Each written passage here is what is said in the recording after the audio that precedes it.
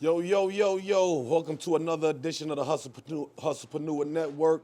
Here where we're here to strive to leave a legacy for future and current entrepreneurs that are always on their hustle, always on their grind. We got a super great guest, one of my triple OGs in the building. I'm gonna let him introduce himself. What's up, y'all? This is Nas from Aroma Cigars.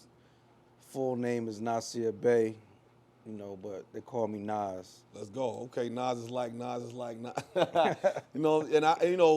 For the most part, the majority of these that we've been doing has been people that I've been knowing, and we're gonna venture out to people I don't know shortly. But I always make sure that the guests that I bring on introduce themselves because I've been knowing them so long. I didn't know a name that nobody else need to know. So you know what I'm saying. I always start with that. Man, definitely salute, Salute. to your building, brother, to your success. Again, I've been knowing you at least I could think of 12 to 15 years now, 2007, 8-ish, going to Longer than 21. that. Yeah, somewhere around there. 2003, Three, 2004. yeah. Damn, I'm losing track of time. So at least 15, 16 years. I've watched super growth as you watch my growth. I've seen stumbles. I've seen you not let go. I've seen you come back. The one thing about a hustlepreneur, for my definition, is based on the entrepreneur finally merging and blending with the hustler. Because you can be a hustler and you can be an entrepreneur. And we got both of these kind of people in the world. The person that figures out how to do both, he usually knocks down that wall and knows how to really conquer some goals and really conquer the world. And it doesn't have to be about money, but for his freedom, for his lifestyle, or her lifestyle, or her freedom, this is what they do the best. Because when you're just a hustler, you get into a world of never knowing how to do business, trying to hide from taxes, trying to, Right. run from the government, so to speak. And where the game is laid out to be done a certain kind of way. It's not made to be laid out for you to hide. You know what I'm saying? Now, also, when you get to be an entrepreneur, you also lose edge sometimes. So you don't really be as hungry as a hustler. You know what I'm saying? So, when I started thinking about how strong those words meant, I was like, you know what?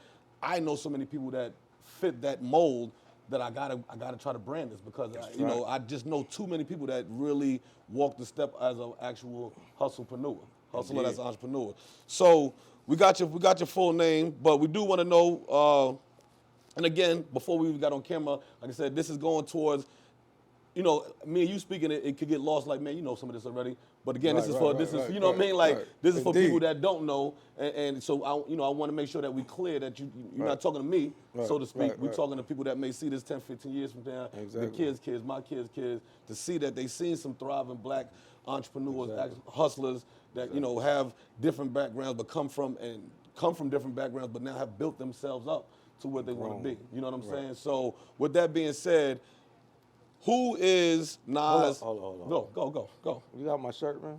I got it outside. Oh, champ. perfect. I got you outside. I got you for you outside. Absolutely.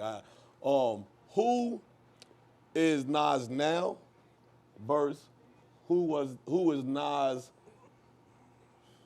Let's rewind that.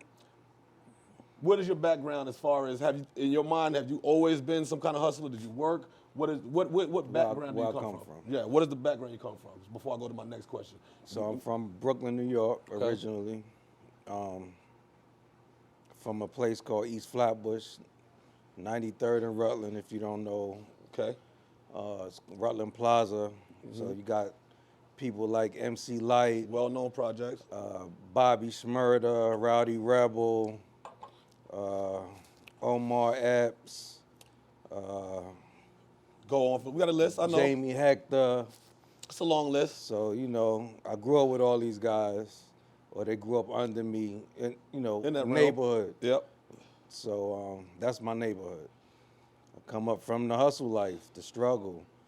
When I first got to that neighborhood, it was a top tier neighborhood.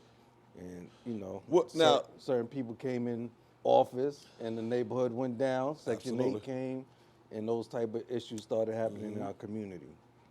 Reverse gentrification. Reverse. Now, so, and my main question was, as a teenager, without getting too messy with it, did you work? Did you come up through working class, or did you do hustling? I hustled all my life. Okay, and I asked that because when I first thought of a hustlepreneur, I literally thought everybody had to have the same mentality as me. or had to have the same background as me. And I realized through doing this show that ain't true. There's some cats that work their way to the top, work 2-3 jobs to the top. There's some cats that, invested the correct way to the top.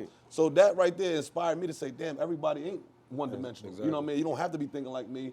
Not necessarily not like me, but we all want the same goal. But how we thought we were going to get there came in many different roads patterns. to success. Came to different patterns. So with that being said, you saying you hustled all your life.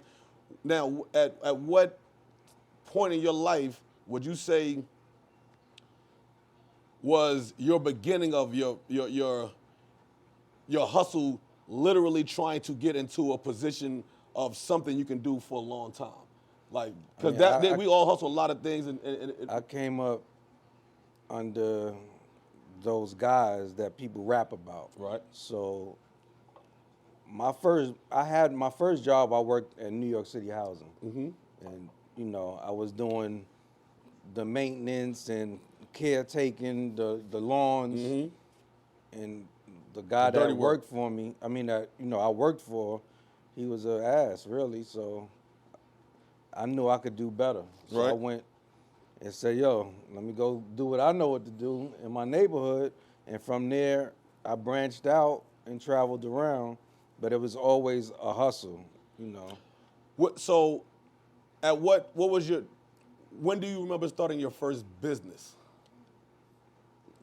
That was my first business. I got that. What I mean by that is something that we can put through the bank and we can funnel and we can say we can look back, that kind of thing. And even if you could have did that way, at what age did you start that? It's important because how I want to set this next thing up. So what age do you felt like, because the truth is that's true. Because in order to do that successfully, it's got to be ran as a business. If you do not run that as a business, you won't be successful. You might as well be working because you're going to be doing the same exact thing. You're going to be working for somebody if you don't figure that part out. Correct. But when did you take it from that level? At what age was it from that level to the next stage of life?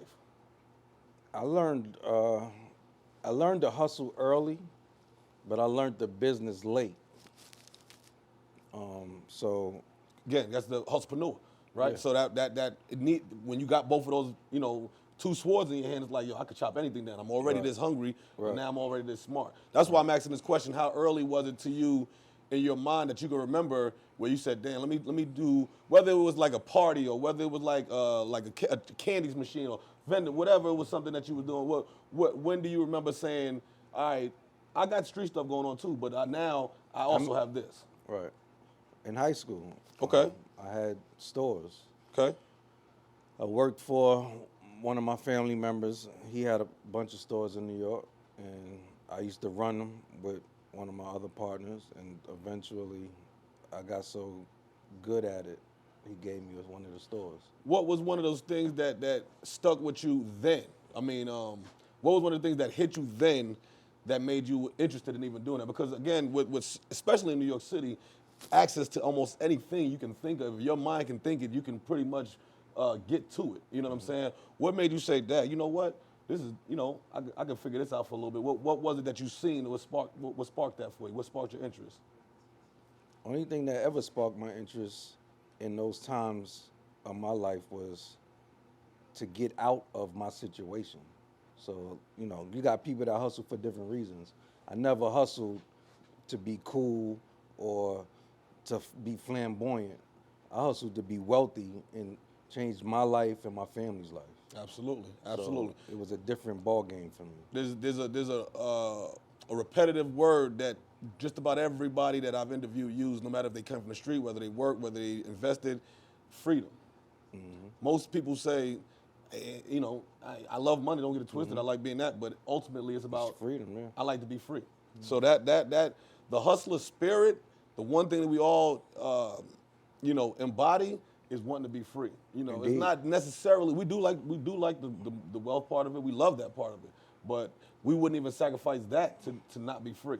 You know what I'm saying? So, who was there an inspiration at that time of this what you thought would be a hustler and an entrepreneur when you were young? Who was their inspiration? Was there an uncle, family member?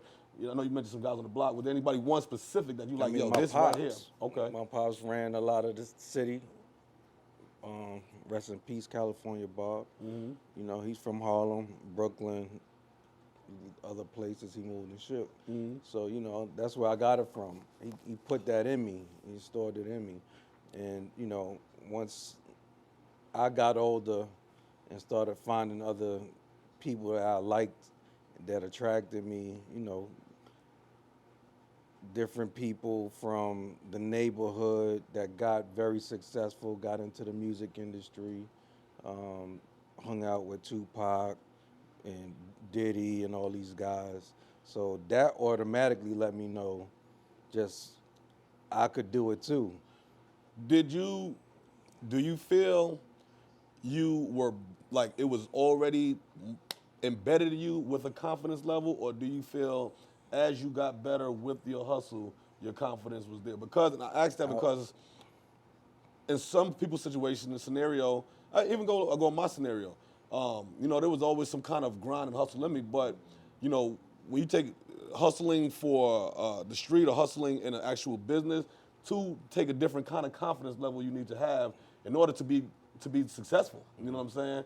So do you feel like, you know, I was groomed to be a hustler. So when you know how you got the kids that when you growing up, now shorty go to school. right. I went through that for a little bit, and then it was, let me show you what to do the right way. And if you don't do it the right way and you're not with us, then you need to be at school. And which is a really sharp point that I want any viewer, whether they 15 to 50, to hear what was going on is, even back then, if it even coming from the street part of it, those guys were actually entrepreneurs and hustlers. Yeah. The ones that were just hustlers went to the sideline. Exactly. And the ones that were just entrepreneurs really couldn't get the respect of that. Exactly. So if one of those cats was telling you, yo, you got to get an education, Exactly. or listen to us the way we show you how to do it because we have an education, Exactly. that was a lesson in a itself. lesson. That was a lesson because it's either, yo, you got to go to school to learn, because That's if right. hustlers don't not. They ain't you know, stupid. They don't want you to walk around thinking like, oh, I ain't got to learn, I ain't go to school. A lot of them actually graduated. Exactly. You know what I'm saying? A lot of them are super duper, probably light years ahead of most people as Exactly. far as thought process goes. That's right. You know what I mean? So it's the fact that they also are just that hungry, which That's makes right. them so much more Right. dangerous. That's why the hybrid of that word for me was so strong, because it's like, man, it really makes you dangerous with the education and that hunger. You know what I'm saying? So, so we know we got pretty much that you're in the street prior to this. You know what I'm Right. saying? But what was as an adult, what was after the street? Once you said, okay, I'm gonna leave anything that's not I always wanted legal, to get go. out of the Right. street. So once you decided that part, what was the thing that you jumped out on faith and did there? My only opportunity really that I had was music. Okay. You know, I grew up in a music household, so I always loved music, and it was like just trying to find that way into the industry. I knew all my friends was getting in the game, but they was just still on the other side. They still didn't. And what did you figure wanna out do how to cross musically? over.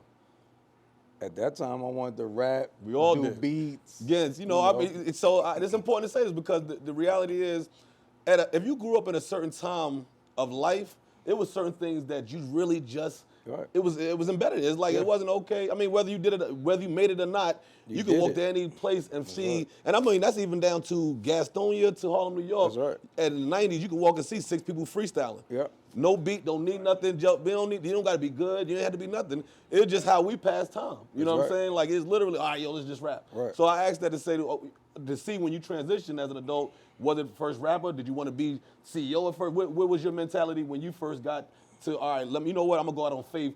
Music is going to be the thing I go on faith with. Walk us through the steps of what you went through musically for a while. High school, I wanted to rap. After high school, I really got into the hustle and business side of things with the stores, and I started to learn the business side. Okay. So I stopped wanting to be the rapper, and I had so many dope artists in my neighborhood that eventually some of them got deals, but I wanted to just fund them because I had the money. Right. So I would be the behind the scenes guy putting the money up. you wanted to be Russell. And I wanted to be Russell, Jay, Dane. Okay. You know, so and Diddy at the time, you know, he was making moves. Jay was just coming up making moves. So that's what my direction was. Like, yo, I know I could beat these guys. I'm coming right behind them. I'm following their footsteps. Was that your euphoric moment when you realized that you had to figure out how to do business and others? Is that when it hit you right then? Indeed. And so when that hit you, what did you do to strengthen your business part? Because it doesn't just come overnight. It don't just because you said I want to do it. I self-educated. Okay. And which is a lot of, we've just talked to 3 people that said the same thing. Man, I ain't never go to school. I just read the books. I did what I had to do. So when you say that, to break that down to what that means to somebody, because here's what, again, when we talking to people that's in the future and you just hear, I've been a person that's looked up to people and they say one thing and they want you to really figure it out. It's like, dog, can you break that down a little bit, more? So tell me what self-educated means, or how do I also self-educate myself? Does that mean I just read a book? Does that just mean I asked somebody? Does that mean I just trial and error? What does a self-educated mean in your perspective? When you say I self-educated to get to the business part. My self-education was learning from other people's mistakes, studying their path, picking up books, reading many books. At that time, we didn't really have the internet. Correct. So I was in a lot of different books. And Did you have a mentor? Not once so to speak? Once I started, yeah, I had mentors in the street, then I had the mentors in business. My mentors in business came when I actually understood that I had the hustle and the game and the gift to cross over and be noticed for my mind and my hustle. So, I was ahead of everybody else. So people saw that and was like, you know what? Let me see what I could do with you. We could make something happen. And those guys, mentored me. But the problem that I had with them was, we was doing business together. So Right. it's not but too much mentoring you could do if I'm sitting across the table from you. Well, so do you feel like that you couldn't learn from them? Or No, you I feel- did. I learned a lot. Okay. But it cost me a lot of money. So in hindsight, what you say it cost you a lot of money based on doing it the wrong way, or what do you mean by that? Or was it cost a lot of money in meaning investing into my education? Investing. So in that time, for me to get close to my family at the time, still my family, but we was doing business. To me to get close, I had to bring something to the table. So I had to have artists. So for me to have artists, that means I got to maintain these artists. I got to get their music done. I got to travel these artists. And that's my money coming out of my pocket. So now for me to be next to these people, to get a deal done, I done spent so much money. Now the deal happens, now I got to spend more money to make sure the deal moves forward. You know what I'm saying? I get it. It's You a lot of pretty money being much. spent. So, and again, that's why I asked, because there is no right or wrong way. When people watching this, we want multiple ways. So if they use your way, that's cool. If they use somebody else's way, that's fine as well. But my whole objective is to show people, like, okay, look at the path that was taken. Now, does that say that somebody could have went to college, got a business degree, da? No, that's still, good. you can still do. You still could do the same exact thing. It just, like you said, I'm learning on my own dime. I learned on my own experience. I learned on my own time, which means it may not be rushed, but it may be quicker. It may be expedited. We don't know. So, one of the things And it that wasn't planned. what do you mean? What wasn't planned? Like I didn't say this is gonna be A, B, C, D. I'm You gonna nev- do this. You never wrote out a goal at that time back in those days? At that time, I knew I wanted to be wealthy. I knew I wanted my freedom, and I knew I was gonna do whatever it took to be successful. I had ideas of what I wanted to go, but every time I did have a plan, but every time I moved in my plan, it would be something to go left. Gotcha. You know what I'm saying? So I had to rethink it.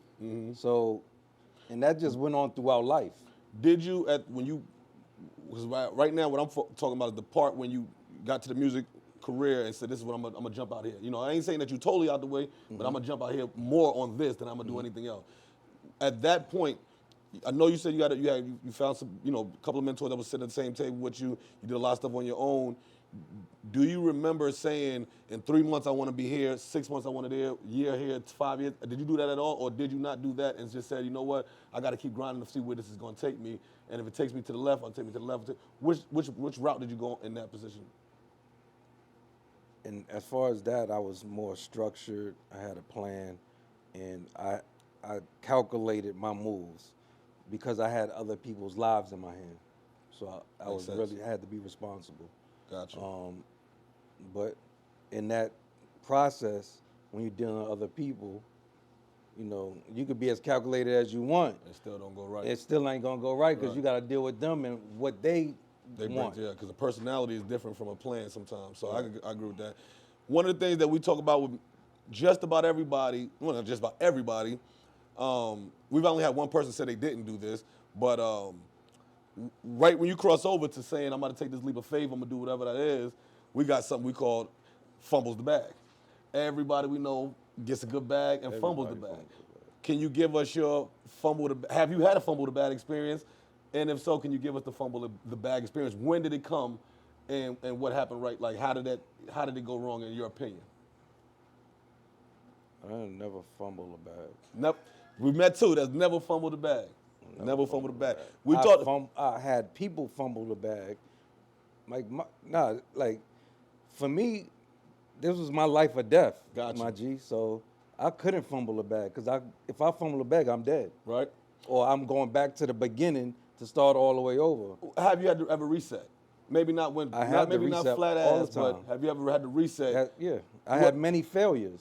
Okay, but I so- didn't fumble the bag. I got you. You know what So I'm saying? what with the reset, it starts you back. Can you give us an experience of on your earlier escapades of an actual entrepreneur where you thought you was going right, then you end up having to reset and start all the way back over. Not necessarily went broke so much, but everything you had kind of built up, you got to reset it all over I mean, again. that happened many times in the streets. I've had the highest highs. Right. Everybody know that. At least if you from Right. the underground.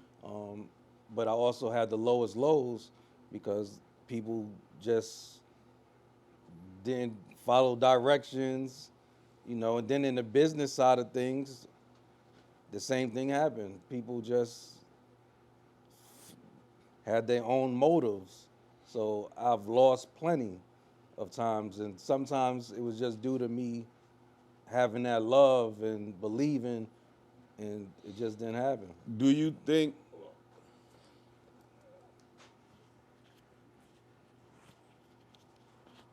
Pull the shirt down. Making sure. Yeah, we good. You ready? Do you think? All right. Do you think what is something that you would give two advices? What is something you would give somebody that's 21 that had to reset, and what first? That's the first question, and then what would you give the advice to somebody that's over 40 that had to reset? What would be that 21-year-old encouragement or words or whatever you would say to somebody? It ain't got to be encouragement. I don't know I'm not gonna speak for you, but if somebody just say, "Yo, man, Nas, man, I was all the way up here," whether it been in their own clothing line business, whether it be the streets, whatever, and now they done dropped all the way down and they got to reset and they pissed about everything, they going crazy. What's something that you would say, since you've already walked through that path and you've been successful after, what is something that you would give that person? I mean, don't quit. You don't quit. You stay focused. You don't shortcut. You don't rob. You don't steal. That's, those are things that your character has to be built. So if you're losing something, that means you're still building in areas that need to be built for your next go around. It's just more bricks to your foundation. So every successful person lost. And that's really it. You just can't give up, I believe. And that's what I know from Your seeing patterns, it in history, actually doing it and my yourself. own. Now, is there any other way that you would tell a 40-year-old that same issue if they obviously If they we know starting that late. well, the same scenario, meaning that they might have got there at 40. Excuse the 21-year-old obviously doesn't have the experience of the 40, just Correct. off age. So if he got somewhere, he doesn't know that how much life is left. A 40-year-old knows he's spent a lot of life and is actually to the opposite of him. There's not that much life according to the Right.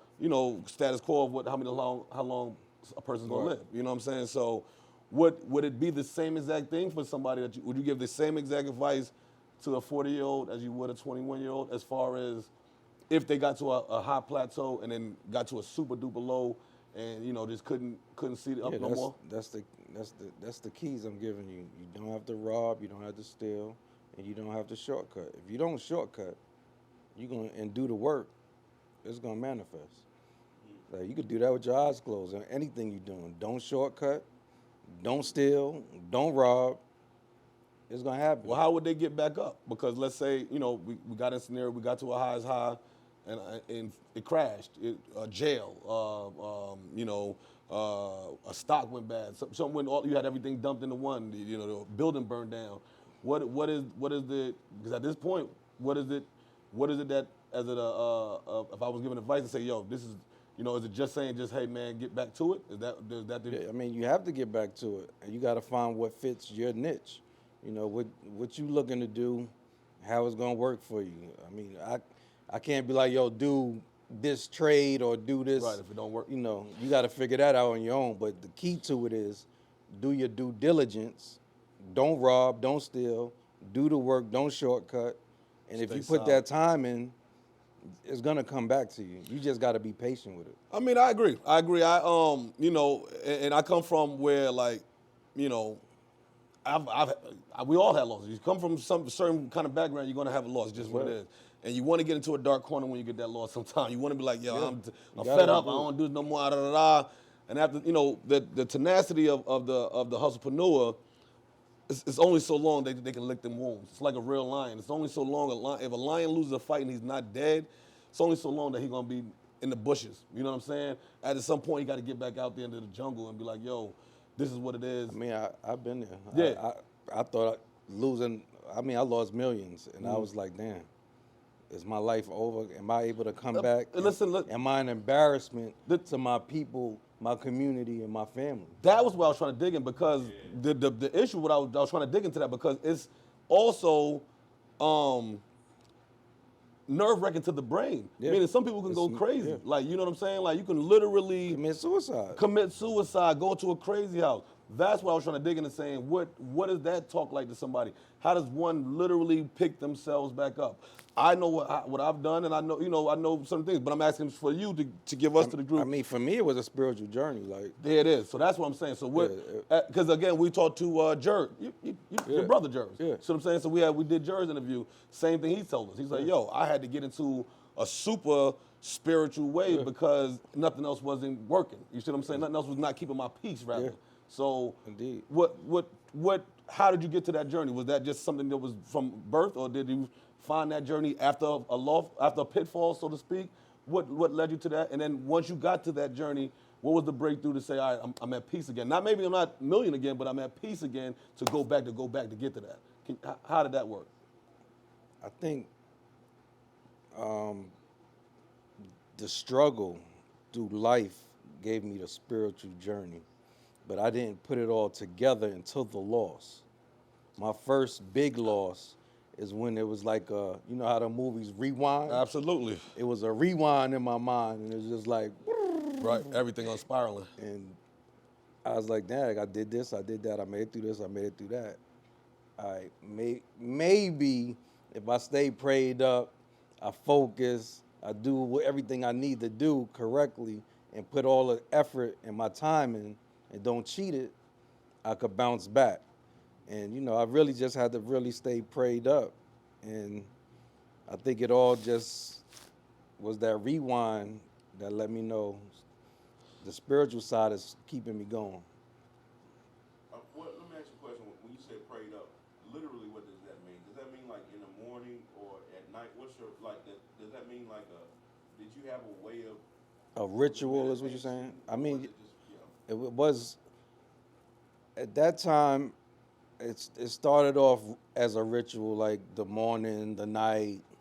But as I got more spiritual and knowing myself, and it was all day. It was 24/7. Literally never leaves you. It never leave you.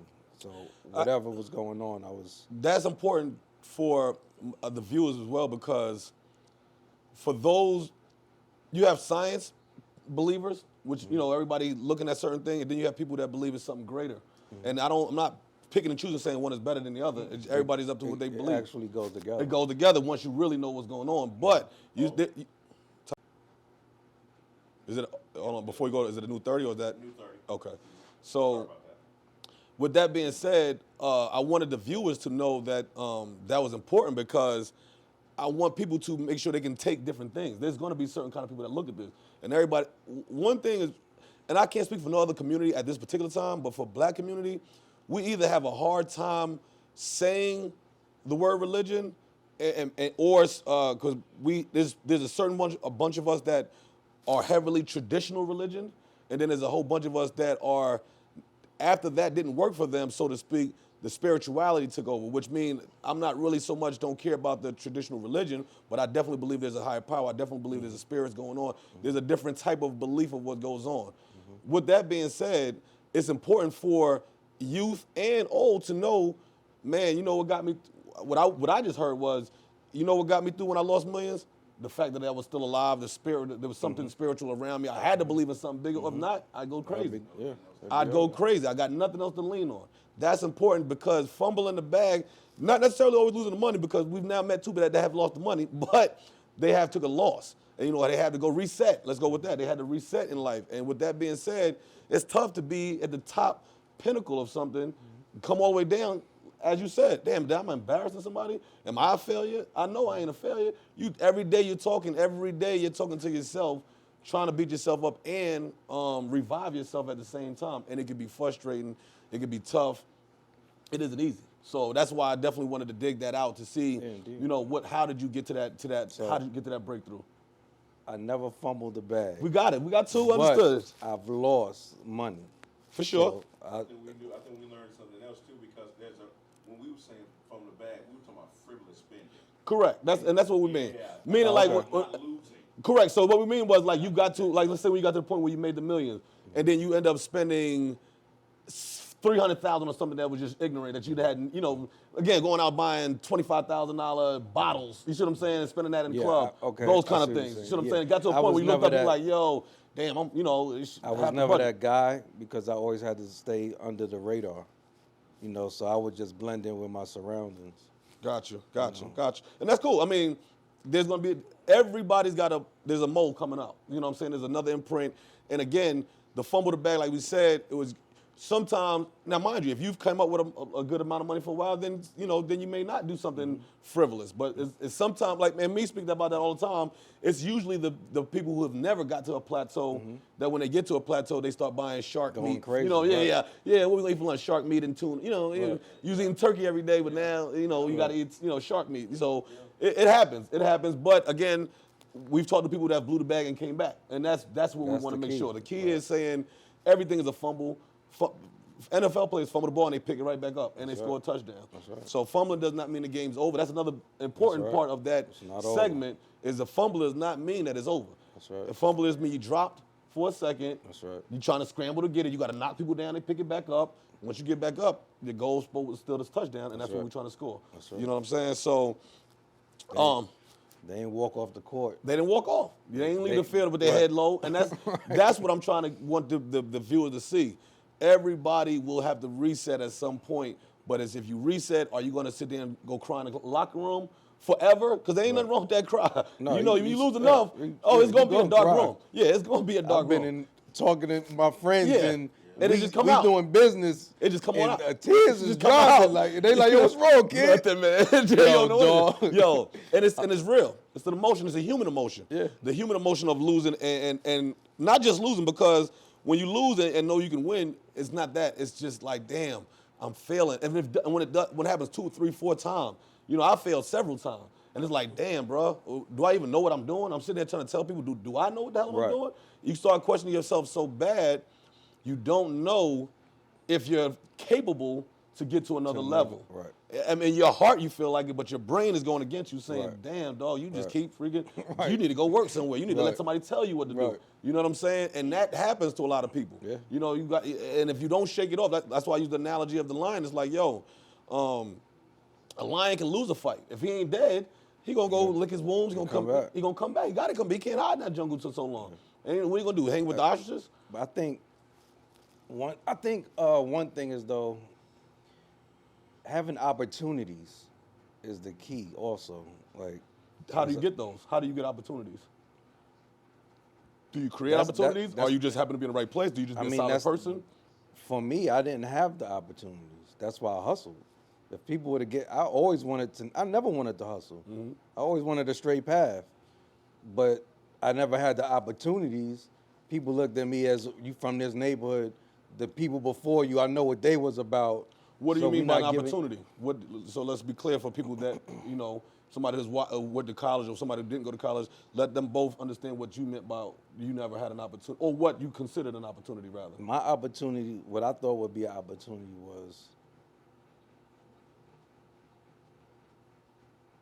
pretty much anything that I wanted to do and somebody was already in that position advanced and they said, you know what, young man, you have a dream and you willing to work, let me give you the opportunity to show your self-worth. Let me say this, right? And this is for the viewers, not me and you speaking, but for the viewers. One thing I will say on my perspective, when you have a dream, you have to expose it to people because the opportunities can be there. You know what I'm saying? Now, didn't walk in your exact street every single day, but there's a lot of time that people would have said there was no opportunity there, but they never exposed what they wanted for somebody to lead them.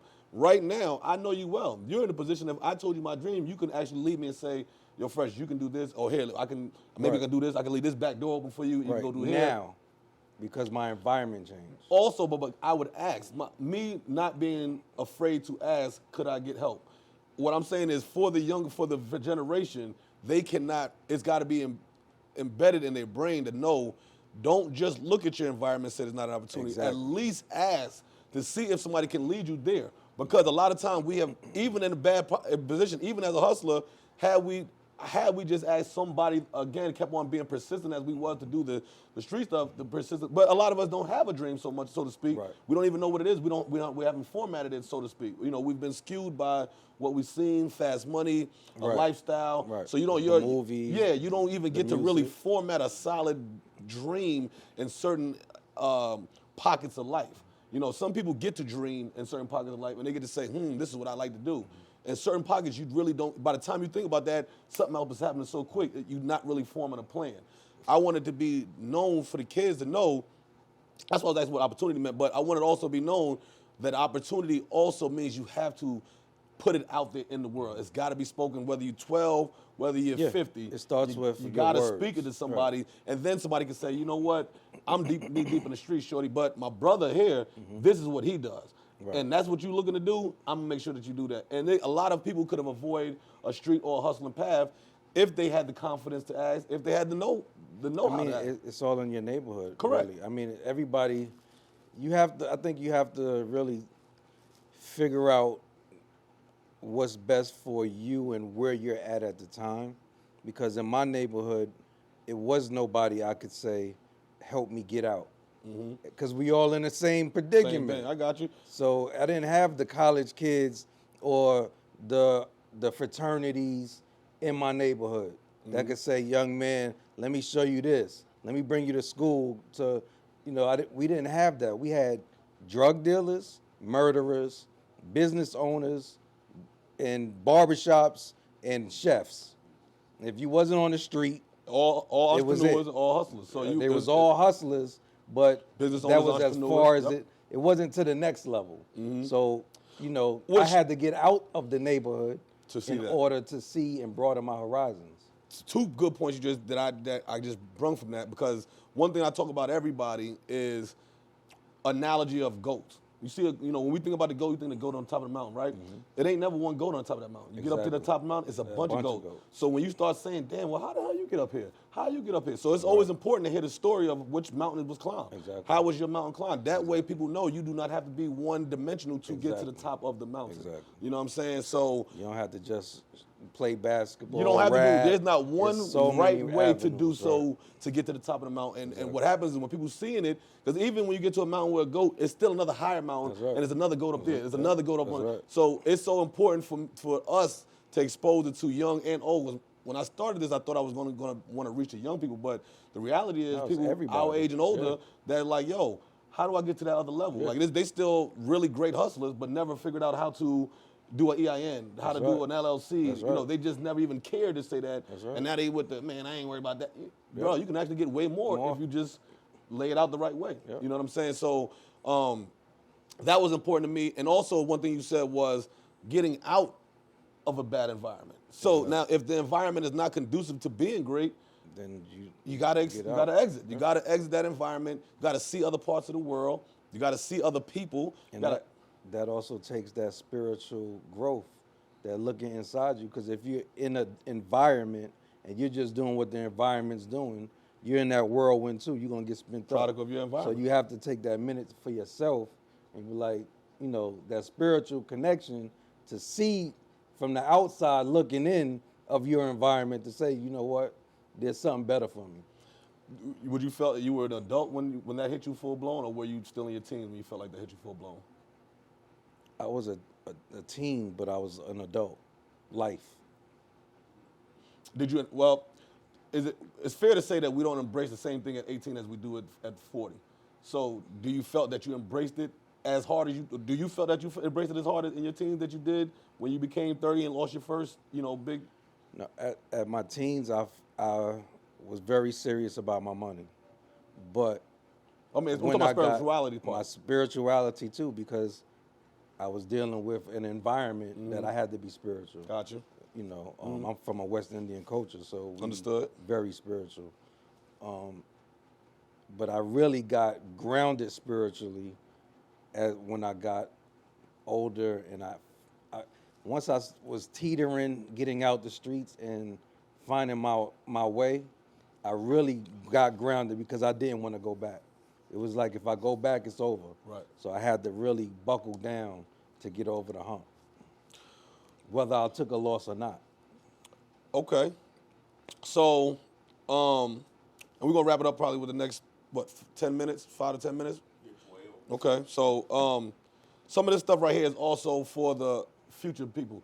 And important why I keep saying the future, because the reason why I even got to the podcast, I bought a book one day. I was telling Crank, I looked on the back, and the cat wrote the book in '91. And all I could think of is that nigga still making money from 91. You feel me? So now I'm like, okay, it doesn't matter if this come out tomorrow, next Right. week. Dog, what about 2051 when That's somebody right. stumble across this? That's right. You know what I mean? How valuable is it going to be to That's the kid who lost all the stuff that we grew up on? It ain't even existing no more. It ain't even in books. We ain't writing. Right. A lot of us Right. ain't writing books. So we're not Technology going to leave it different. to we ain't going to leave no game to nobody. Right. We cannot be mad at what that future shapes, because if we're not Exactly. going to leave it for somebody to stumble over, you see what I'm saying? Because that's what a lot of them OGs, that I will give a lot of the older credit that people won't give. The credit that a lot of these cats wrote books. Now, if you're going to read it, that's up to you. But they left a lot of Oh, yeah. information for us where we're not doing that. We're not, a lot of our age group is not leaving more information for the other group. This is why you Right. see a shift and change. You know what I mean? So when you can see me, a little bit of me and you, is because, oh, okay, you left a little bit of door Right. open. Somebody left a little bit of Right. door open for you. Right. If I don't leave a little bit of door open for somebody else, it's gonna be It's a total gonna different look. be- I ain't gonna even understand that look. I'm gonna be Exactly. actually going against my own people based Yep. on I don't even understand that look. Yep. You know what I'm saying? So this right here, again, is about letting people know, yo, this whatever you were going through in your brain as a viewer, oh, don't trust me, it was going on. Everybody we've went through seen it. it. We witnessed that. So with that being said, where do you see your, and rewind real quick. I want to fast forward to we did all the other business music. When did you get to the cigar business? I want to kind of quickly that. Okay, What yeah. turned you to that? Because we're so in the music- your cigar lounge, Aroma Cigar Lounge. Yeah, so the music industry, you know, I did a couple of deals, got a couple dollars, it fell through, didn't happen the way I thought it would happen. But at the time of going through those business meetings, I was around individuals, you know, I don't really like to say Kevin got Lyles, Leo, they smoke cigars. Move makers. So I used to be like, you know, I'm smoking weed at the time, going into meetings and they smoking cigars, and I'm looking like, Like out of place. that's where I want to be. Right, right. I just got to figure out how to get there. Mm-hmm.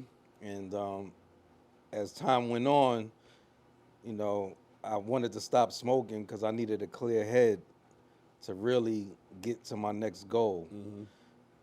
And I went to a cigar lounge, and I loved it.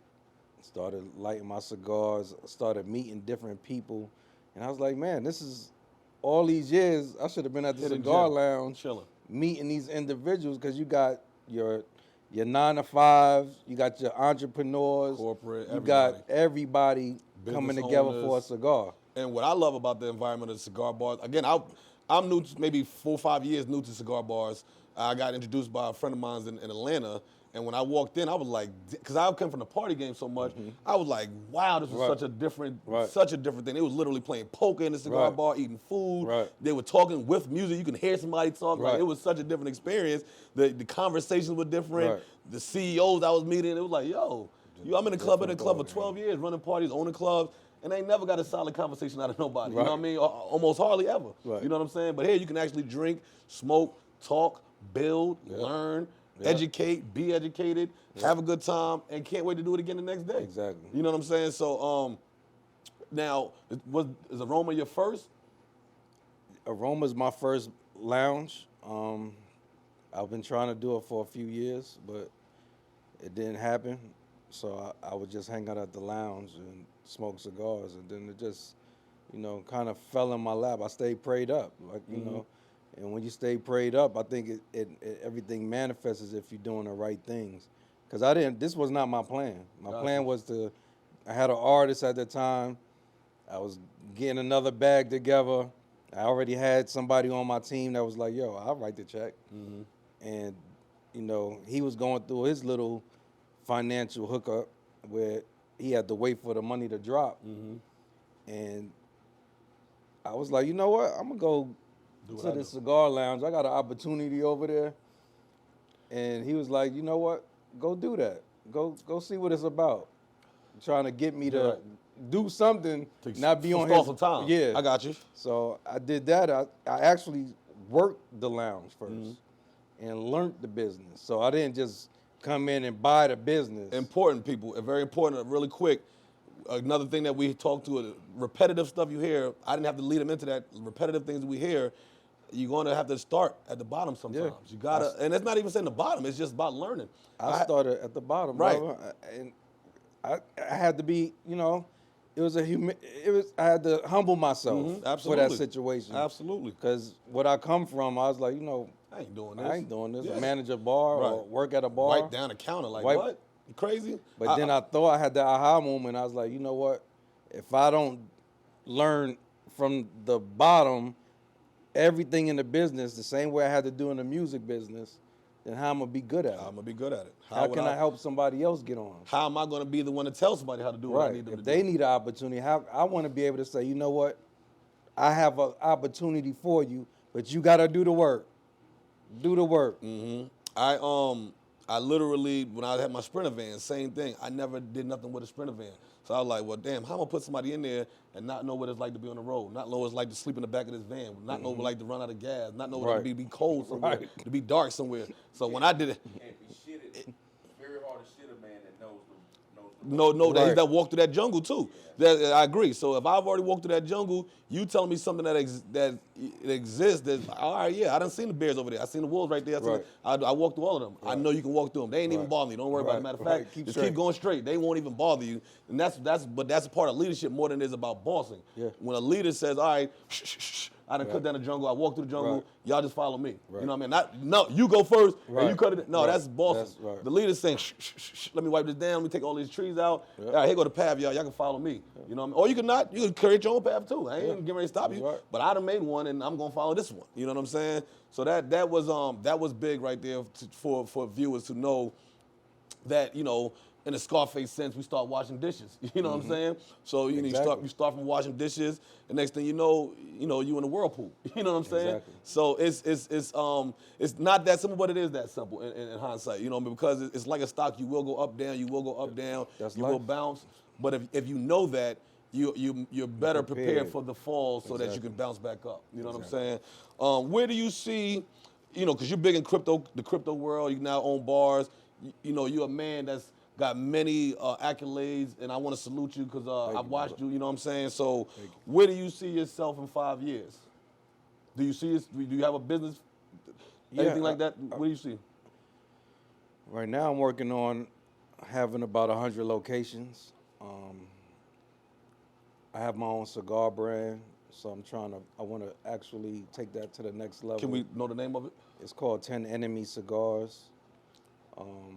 My parent company is Caldwell Cigars. So I'm just trying to, while I'm doing it, I'm not going to say trying, I want to take it to another level where I have a multi-million-dollar cigar brand, Nice. not just cigar lounges, and I want to do. I mean, you're in everybody's bar, as opposed to just having 2 bars of yourself. Right. I'm in every bar that exists. Exactly. It's a big plan. That's a very huge And step. give more opportunity, more jobs. Absolutely. That's my goal, is to help facilitate opportunities for the youth. That was dope because that answered both my questions. My second one was, how do you see yourself impact the community? So that is definitely dope right there. Last thing, we always ask for a gem. If somebody catches 20 years, if they learn nothing else from you in your life, you want to leave a statement for somebody to live by. Can you give us a statement that you would leave to the youth or to the old? I think, like I said, my mentor told me you don't have to rob, cheat, or steal. And I add, you always got to have honor. I think that's one of the most important things. Your character can breed success, or it can breed your demise. Strong. Like every day I walk in my business, I have guys come from all over the world, United States, from the bottom to the top, and they come in here and say, you know what, I did my research on you. You a stand-up individual. Everybody speaks highly of you. Your network, I preach it all the time. Your network is your net net worth. worth. And the reason that I get into doors that I get into is based on just networking and never burning bridges Right. in any kind of way. Exactly. So people be like, man, how you know such and such? How you get with such and such? I don't see you with them daily. Nah, I don't have to be. I just, Exactly. when I show up, it's because based on what I've never burned a bridge. Exactly. And it's like, yo, I ain't got my hand out begging. It's like, hey, Exactly. listen, how can I bring something? How can we To both the bring something to the table. table and make it make sense for both of us? Exactly. And that right there is a strong thing. Last but not least, can you give us the name of your club, your IG, Yeah, of Facebook, course. whatever, it's website, your cigar bar. We want all of that so that people can actually get to that. It's Aroma Cigars. It's the Lounge, 9007 Monroe Road, Charlotte, North Carolina. You can find me on Instagram, Aroma _cigars _etc_. My personal IG is HD90Z1. The name of the cigars again and how we can The find cigars is 10 Enemy Cigars. It's also on Instagram, Facebook. You can find it. You got to come to Aroma Cigars currently, but I say by the new year, it'll be in different lounges. We're working on deals right now for different lounges. It definitely will be in a few lounges in Atlanta that I do business with.